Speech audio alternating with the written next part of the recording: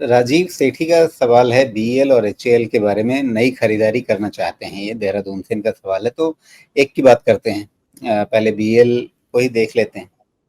BEL क्या नई खरीदारी के लिए आज की तारीख में ठीक लग रहा है? इन्होंने अपना टाइम फ्रेम नहीं बताया है, तो अगर इन्हें बहती गंगा में हाथ धोना हो तो क्या करना चाहिए? पोर्टफोलियो में डालना है 5 साल के लिए तो क्या करना चाहिए? अब गंगा बह रही है कि उसमें बाढ़ आ गई है, ये भी डिसाइड करना होगा ना। देखिए, बीईएल पिछले बारी भी ये चीज़ पूछा गया था और मैं इसी चीज़ को मेंटेन करूँगा अभी भी, कि बीईएल में जितना जल्दी अपना रिस्क पॉइंट आप डिफाइन करें उतना अच्छा होगा, क्योंकि बहुत अजीब-सा मूवमेंट हो चुका है इसमें। तो अभी मेरा ऐसा अंदाज़ा रहेगा कि 385, 390 ये सब रेंज से आपको अपना रिस्क मैनेजमेंट सोचना चाहिए। अदरवाइज़ ठीक है, जब तक ये है फिर से मोमेंटम में वापस आ जाएगा। लेकिन अगर वो अपने नोबेल पीस प्राइज़ वाले जो भाई साहब हैं, उन्होंने अगर शांति रहने दी ग्लोब में, तब फिर बीएल महँगा हो जाएगा। देखिए, शांति स्थापित करने के लिए पहले अशांति पैदा करनी पड़ती है। अभी तक वो कर क्या रहे हैं? यही तो कर रहे हैं। नहीं, वो क्यों कर रहे हैं अगर किसी के मन में ये उलझन हो? देखिए, आज से नहीं राजीव जी, वो तो 1930s के आसपास से करते आए हैं और आगे भी करते रहेंगे।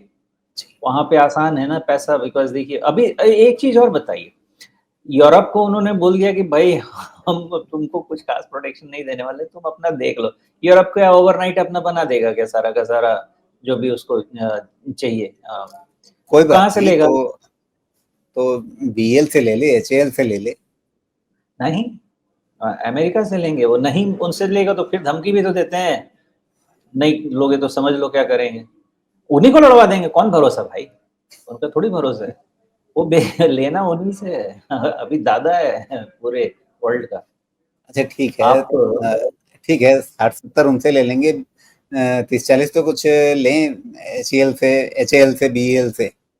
एक्चुअली हो सकता है, मतलब जिस तरह से हमारे यहाँ जिस तरह से पाकिस्तान को पीटा गया है ना अपने इंडिजिनस बनाए हुए हथियारों से, उससे सबका विश्वास तो ज़रूर बढ़ा होगा।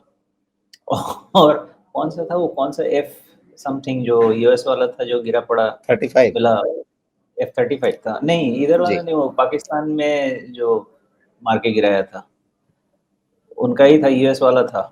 नहीं, एक एक तो F-16, वो तो पहली बार, F-16 वो तो पहले। हाँ, शायद F-16 था। जी। तो उसके बाद वैसे भी थोड़ा-सा विश्वास गया होगा लोगों का, उससे ज़्यादा विश्वास बनेगा कि भाई रशिया का S-400, 500 उस तरह की चीज़ ज़्यादा अच्छा काम कर जाए, तुम्हारे वाले में प्रॉब्लम है। जी। मुझे ऐसा लगता है कि थोड़ा-सा वर्ल्ड में ना हमारा ये है कि हमारा एक्सपोर्ट बढ़ना तो चाहिए, लेकिन मुझे जहाँ तक लगता है ना कि छोटे कंट्रीज़ में ज़्यादा हमारा चांस बैठता है बड़े कंट्रीज़ से। जी।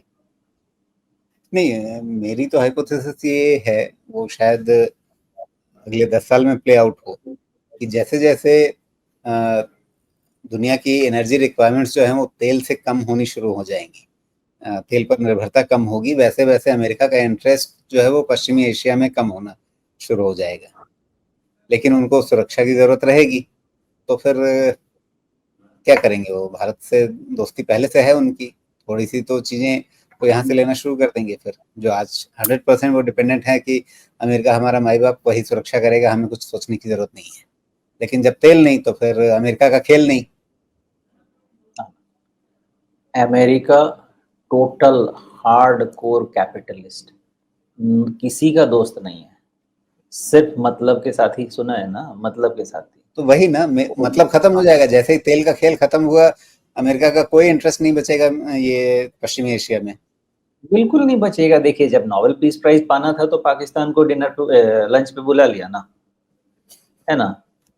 तो वो मतलबी हैं, शुरू से मतलबी रहे हैं लोग, तो अब फालतू का उन पे जाके विश्वास कर लेते हैं। है ही नहीं विश्वास करने के लायक।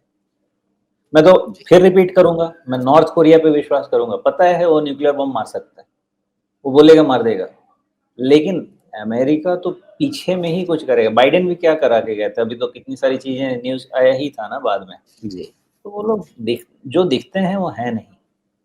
ठीक है, अब ये सारी चीज़ें कह रही हैं कि बीईएल जो है वो भविष्य में 5 साल 10 साल सोचे तो अच्छा ही करेगा, लेकिन अभी खरीदना है या नहीं खरीदना है? वैल्यूएशन बहुत ज़्यादा एक्सपेंसिव है, बहुत ही मुझे तो ज़्यादा एक्सपेंसिव लगता है इन सब। ये जस्टिफ़ाई नहीं किया जा सकता। बाकी जी, ये डिबेट मैं नहीं कर पाऊँगा कि स्कोप है कि नहीं, स्कोप है। आज जितना हम कलयुग में आगे बढ़ेंगे, उतना वेपन्स का स्कोप बढ़ता जाएगा।